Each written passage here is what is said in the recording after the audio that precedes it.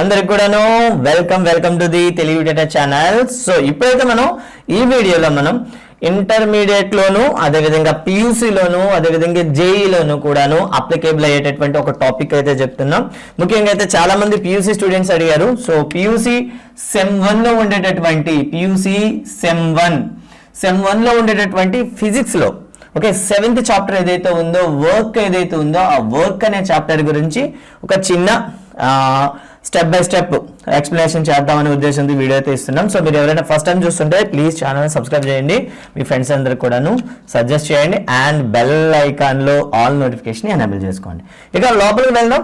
So work అనే topic గురించి మనం తెలుసుకోవాలనుకుంటే ముందుగా ప్రీ నాలెడ్జ్ అనేది కొద్దిగా మనం గుర్తు చేసుకోవాలి. ఫర్ ఎగ్జాంపుల్ ఫోర్స్ గురించి మనకు తెలిసి ఉండాలి. సో ఫోర్స్ అంటాం. సో ఈ ఫోర్స్ని మనం according to the Newton, so న్యూటన్కు ఉండేటటువంటి లాస్ ప్రకారం ఫోర్స్ని మనం ఎలా డిఫైన్ చేస్తామంటే ఎంఏగా డిసైడ్ చేస్తాం అనమాట. Force is equal to MA. M అంటే ఇక్కడ మాస్, ఏ అంటే యాక్సలరేషన్. సో మరి ఈ ఎఫ్ ఈజ్ ఈక్వల్ టు ఎంఏని మనం డెరివేటివ్ చేసుకున్న తర్వాత మనం లోపలికి వెళ్దాం. సో ఇక్కడ ఎం అంటే మాస్ అందరికీ తెలిసిందేని అండ్ ఏ అంటే యాక్సలరేషన్. యాక్సలరేషన్ అంటే ఏంటి ఫస్ట్ ఆఫ్ ఆల్ తెలియాలి. సో యాక్సలరేషన్ అంటే డివి బై టీ అని పిలుస్తాం అనమాట. అంటే డీవియేషన్ ఇన్ ద వెలాసిటీ లేదా change in the velocity by time అని చెప్తాం. So that is equal to మనం రాసేటప్పుడు సింపుల్గా ఎలా రాస్తాం, so m is equal to v by టీగా కూడా మనం రాసుకోవచ్చు అనమాట. సో ఇక్కడ వీటి యొక్క యూనిట్స్ అనేది మనం ఒకసారి తెలుసుకున్న తర్వాత ఈ వర్క్ గురించి వెళ్ళినట్లయితే ప్రతి టాపిక్ కూడా మీకు ఈజీగా అర్థం అవుతుంది. సో ఫస్ట్ ఆఫ్ ఆల్ ఫోర్స్కి ఉండేటటువంటి యూనిట్స్ అయితే చూద్దాం. ముందుగా సిజిఎస్ పద్ధతిలో చూద్దాం. సిజిఎస్ పద్ధతిలో సో ఫోర్స్కి ఉండేటటువంటి యూనిట్స్ ఏంటి సో చూద్దామండి. సో మాస్ అంటే ద్రవ్యరాశి కదా, సో మాస్కి యూనిట్స్ ఏంటి చెప్పండి, గ్రామ్స్. అండ్ వెలాసిటీ తీసుకుంటే సిజిఎస్లో మనకి ఏమవుతుంది, సెంటీమీటర్ బై సెకండ్ అవుతుంది. అండ్ ఆల్రెడీ టైం బైలో ఉంది కాబట్టి డైరెక్ట్గా రాయొచ్చు, సెంటీమీటర్ బై సెకండ్ స్క్వేర్ అని రాస్తాం. ఓకే, ఇది మనకి సిజిఎస్లో ఉండేటటువంటి యూనిట్స్ అవుతాయి. Gram centimetre by second square. దీన్ని మనం ఏమని చెప్తాం, సింపుల్గా డైన్ అని చెప్తాం. Dyne. Okay, dyne. Okay, next మనం దీన్ని ఎంకేఎస్ పద్ధతిలో తీసుకున్నాం అనుకోండి, లేదా దాన్ని ఎస్ఐ పద్ధతిలో చూద్దాం. ఎస్ఐ పద్ధతిలో మాస్కి వచ్చే యూనిట్స్ ఏంటండి, కిలోగ్రామ్స్. అండ్ అక్కడ యాక్సలరేషన్కి యూనిట్స్ ఏం చెప్పండి, డైరెక్ట్గా మనం చెప్పొచ్చు యాక్సలరేషన్కి వచ్చి మీటర్ బై సెకండ్ స్క్వేర్. ఇవి మనకి తెలియాలండి. ఇవి తెలిసినట్లయితే నెక్స్ట్ అనేది ఈజీగా అర్థమవుతుంది. అందుకే ప్రీ నాలెడ్జ్ అయితే గుర్తు చేశాను ఒకసారి. సో సిజిఎస్ మెథడ్లో అయితే డైన్ అండ్ ఎస్ఐ మెథడ్లో అయితే kg metre by second square అంటాం. దీన్ని మనం సింపుల్గా న్యూటన్స్ అని పిలుస్తామండి. Okay, let's come to topic. So టాపిక్లోకి వచ్చేసరికి ఈరోజు మన టాపిక్ ఏంటండి, వర్క్ అండి. సో వర్క్ అని ఎప్పుడు డిఫైన్ చేస్తాము, సో ఏదైనా ఒక వ్యక్తి కానీ లేదా ఒక ఆబ్జెక్ట్ కానీ కొంత ఫోర్స్ అప్లై చేసి ఇంకో ఆబ్జెక్ట్ని కాస్త డిస్ప్లేస్మెంట్ చేయించగలిగింది అనుకోండి, అక్కడ మనకి పని జరిగింది, వర్క్ డన్ అని చెప్తాం అనమాట. ఫర్ ఎగ్జాంపుల్ చూద్దాం. మిస్టర్ ఎక్స్ అనే పర్సన్ అయితే ఉన్నాడు. ఇక్కడ ఐడియల్గా ఉండే ఒక కార్ని అయితే ఏం చేస్తున్నాడు, కొంత ఫోర్స్ అప్లై చేసి పుష్ చేస్తున్నాడు అనుకుందాం, లైక్ దిస్. ఓకే, సో ఇలా మనకి ఫోర్స్ అప్లై చేసి దాన్ని పుష్ చేస్తున్నాడు అనుకుందాం. ఇలా పుష్ చేస్తునేసరికి కొంత టైంకి కార్ కాస్త ఏమైంది అనుకుందాం, కాస్త డిస్ప్లేస్మెంట్ ఇలా ఇక్కడి వరకు డిస్ప్లేస్మెంట్ అయింది అనుకుందాం. సో ఇలా డిస్ప్లేస్మెంట్ అయింది. సో ఇనీషియల్గా ఉండే ప్లేస్ అనేది ఇక్కడ ఉండేది, సో ఏమైంది ఇక్కడికి డిస్ప్లేస్మెంట్ అయింది. సో ఈ డిస్ప్లేస్మెంట్ అనేది ఎస్ అనుకుందాం. తను అప్లై చేసిన ఫోర్స్ ఎఫ్ అనుకుందాం, ఎక్స్టర్నల్ ఫోర్స్. సో టోటల్గా వర్క్ ఎంత అయింది అంటే క్యాలిక్యులేట్ చేస్తే మనం వర్క్ ఈజ్ ఈక్వల్ టు ఎలా రాస్తామంటే ఎఫ్ ఇంటూ ఎస్గా రాస్తాం అనమాట. ఓకే, అయితే చాలామంది అంటారు సో ఎఫ్ అనేది ఫోర్స్ మనం అప్లై చేసింది, ఎస్ అనేది డిస్ప్లేస్మెంట్ అయిందనమాట. బట్ ఇక్కడ ఫోర్స్ అనేసరికి మల్టిపుల్ ఫోర్సెస్ ఉంటాయి, వాటి గురించి మనం డీటెయిల్గా చెప్దాం. So W is equal to F into S. But F అనేది ఇక్కడ వెక్టర్ మనకు తెలుసు, అదొక vector. And S also vector. So displacement వెక్టరే అండ్ మనకి ఫోర్స్ కూడా వెక్టరే, కానీ వర్క్ అనేది స్కేలర్ అనమాట. కాబట్టి దీన్ని ఏం రాస్తామంటే డాట్ ప్రొడక్ట్గా మనం మెన్షన్ చేస్తామంట. So F bar dot product dot S bar అని చెప్తాం అనమాట. ఈ విధంగా మనం డాట్ ప్రొడక్ట్ రాస్తాం. ఎందుకంటే డాట్ ప్రొడక్ట్ గురించి ఎందుకు రాస్తారంటే నెక్స్ట్ మనం వెక్టర్స్లో దీన్ని అప్లై చేసేటప్పుడు సో ఎఫ్ డాట్ ఎస్ అనేది మనం అక్కడ చేయాల్సి వస్తుంది. సో టోటల్గా జరిగిన పని is equal to F into S అని పిలుస్తాం. అయితే ఒకసారి మనం వర్క్ జరుగుతుంది అనుకుందాం. ఫర్ ఎగ్జాంపుల్ ఇక్కడ ఒక చిన్న క్యూబ్ తీసుకున్నాం అనుకుందాం, ఒక మెటల్ క్యూబ్ తీసుకుందాం అనుకుందాం. ఓకే, ఇప్పుడు దీనిపైన ఎన్ని రకాల ఫోర్సెస్ ఉంటాయండి. ఫర్ ఎగ్జాంపుల్ దీన్ని మనం పుష్ చేస్తున్నాం అనుకుందాం ఇలా రైట్ సైడ్ నుండి. సో మనం అప్లై చేస్తున్న ఎక్స్టర్నల్ ఫోర్స్ ఎఫ్ అనుకుందాం. మనం అప్లై చేస్తున్న ఎక్స్టర్నల్ ఫోర్స్ ఎఫ్ అనుకుందాం. At the same time so ఇక్కడ ఉండేటటువంటి గ్రౌండ్ ఏం చేస్తుంది చెప్పండి, కాస్త రివర్స్లో కాస్త ఫ్రిక్షన్ ఫోర్స్ కూడా అప్లై చేస్తుంది, దట్ ఈస్ ఎఫ్ఆర్ ఫ్రిక్షన్ అనుకుందాం. At the same time gravitation కూడా ఏమవుతుంది, సో గ్రావిటేషనల్ ఫోర్స్ కూడా దాని మీద అప్లై అవుతుంది. So that is simple is a GM. Okay, and at the same time మనకి ఏమవుతుంది చెప్పండి, ఈ సర్ఫేస్ ఏదైతే ఉందో అప్వర్డ్ ఏం చేస్తుంది, లిఫ్ట్ చేస్తుంటుంది. దీన్ని ఏమని అంటాం, నార్మల్ ఫోర్స్ అంటాం. సో ఒకేసారి ఒక ఆబ్జెక్ట్ పైన మల్టిపుల్ ఫోర్సెస్ అనేవి అప్లై అవుతూ ఉంటాయి. మరి వర్క్ అనేది ఎలా క్యాలిక్యులేట్ చేస్తాం సార్? సో వర్క్ క్యాలిక్యులేట్ చేసేటప్పుడు ఒక్కో ఫోర్స్కి మనం ఒక్కోలా క్యాలిక్యులేట్ చేస్తాం అనమాట, అకార్డింగ్ టు ద వర్క్ అనమాట. ఫర్ ఎగ్జాంపుల్ గ్రావిటేషనల్ ఫోర్స్గా ఎంత వర్క్ డన్ అయింది, according to the normal force ఎంత వర్క్ డన్ అయింది, అండ్ ఫ్రిక్షనల్ ఫోర్స్గా ఎంత వర్క్ డన్ అయింది, అండ్ ఎక్స్టర్నల్ ఫోర్స్ పరంగా ఎంత వర్క్ డన్ అయింది, ప్రతిదీ కూడా క్యాలిక్యులేట్ చేస్తాం అనమాట. అయితే ఇక్కడ గుర్తుంచుకోవాల్సిన విషయం ఏంటంటే, సో సింపుల్గా మనకి వర్క్ నెట్ కావాలనుకోండి, వర్క్ నెట్ మనం కావాలనుకుంటే అప్పుడు ఏం చేయాలి, ఎఫ్ నెట్ కూడా మనం ఫైండ్ అవుట్ చేసి చేస్తామన్నమాట. ఎఫ్ నెట్ని మనం క్యాలిక్యులేట్ చేసి వర్క్ నెట్ని అయితే క్యాలిక్యులేట్ చేస్తామన్నమాట. ఓకే, నెట్ వర్క్ రావాలంటే నెట్ ఫోర్స్ని కూడా మనం క్యాలిక్యులేట్ చేస్తాం. సో ఇది ప్రాబ్లమ్స్ చేసేటప్పుడు మీకు ప్రతిదీ కూడా ఎక్స్ప్లెయిన్ అవుతుంది. అండ్ నెక్స్ట్ వన్ చూస్తే ఇక్కడ చాలా మందికి డౌట్ ఉంటుంది, సార్ ఫోర్స్ అనేది ఎప్పుడు కూడా ఒకే డైరెక్షన్లో మనం ఇస్తూ ఉంటామా? ఫర్ ఎగ్జాంపుల్ ఇక్కడ ఒక క్యూబ్ అయితే తీసుకున్న ఒక ఆబ్జెక్ట్ అనుకుందాం, it is not a cube, it is an object. So ఈ ఆబ్జెక్ట్ పైన సో మనం ఈ డైరెక్షన్ అయినా ఫోర్స్ అప్లై చేయొచ్చు, లేదా ఆపోజిట్ డైరెక్షన్ అయినా ఫోర్స్ అప్లై చేయొచ్చు. సో పై నుండి అయినా చేయొచ్చు అండ్ కింద నుండి అయినా చేయొచ్చు. సో ఏ సైడ్ నుండి అయినా మనం ఫోర్స్ అప్లై చేయొచ్చు కదా. అలాంటప్పుడు వర్క్ అనేది ఎలా క్యాలిక్యులేట్ చేస్తాము? సో ఎప్పుడైనా సరే సర్టెన్ యాంగిల్తో, మరి అగైన్ డౌట్, యాంగిల్ అనేది ఎలా మెజర్ చేయాలి?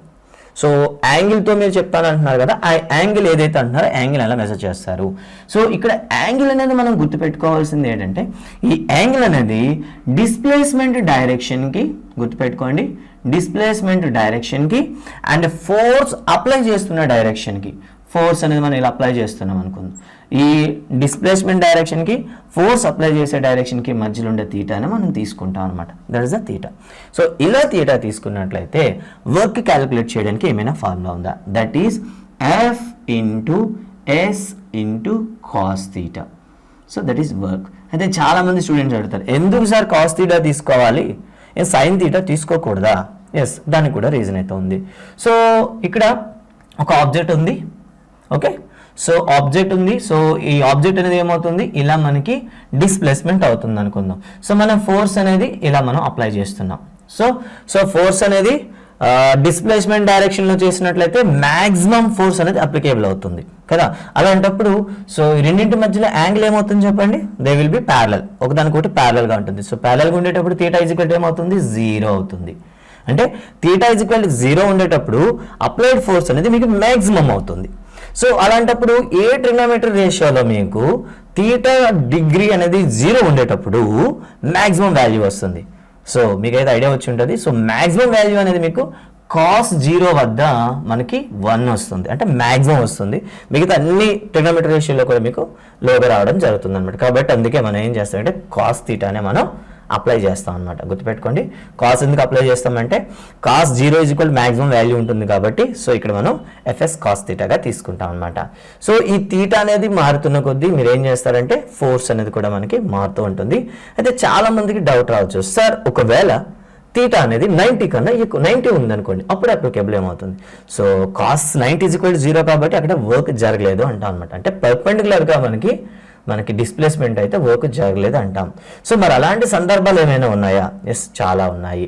సో ఇప్పుడైతే మనం ఆ సందర్భాల గురించి నెక్స్ట్ వీడియోలో ఎక్స్ప్లెయిన్ చేద్దాం. ఇప్పుడు వర్క్కి సంబంధించినటువంటి యూనిట్స్ డెరివేషన్ గురించి ఒకసారి మాట్లాడదాం. So work is equal to మనం ఏం చెప్పామండి, ఎఫ్ ఇంటూ ఎస్ అని చెప్పాం. సో ఇప్పుడు సిజిఎస్ పద్ధతిలో చేద్దాం, at the same time MKS పద్ధతిలో కూడా వీటి యొక్క యూనిట్స్ని డెరైవ్ చేద్దాం. అంటే ఫస్ట్ ఆఫ్ ఆల్ సిజిఎస్ మెథడ్లో చూద్దాం. సిజిఎస్ మెథడ్లో చూసుకుంటే ఎఫ్కి అయితే మనకి units dynes, okay, dyne, and at the same time displacement యూనిట్స్కి అయితే సెంటీమీటర్. సో డైన్ సెంటీమీటర్ అని పిలుస్తాం. సో ఈ డైన్ సెంటీమీటర్స్ని మనం ఏమని పిలుస్తాం, ఎర్గ్ అని పిలుస్తాం అనమాట. ఓకే, డైన్ సెంటీమీటర్ని మనం ఏమని పిలుస్తాం, ఎర్గ్ అని పిలుస్తాం. బట్ దీన్ని ఇంకా మనం డీప్గా ఎక్స్ప్లెయిన్ చేయాలనుకుంటే డైన్ అంటే ఏమనుకున్నాను చెప్పండి, gram centimetre by second square. So gram, okay, gram గుర్తుపెట్టుకోండి, gram, okay, and centimetre by second square into centimetre.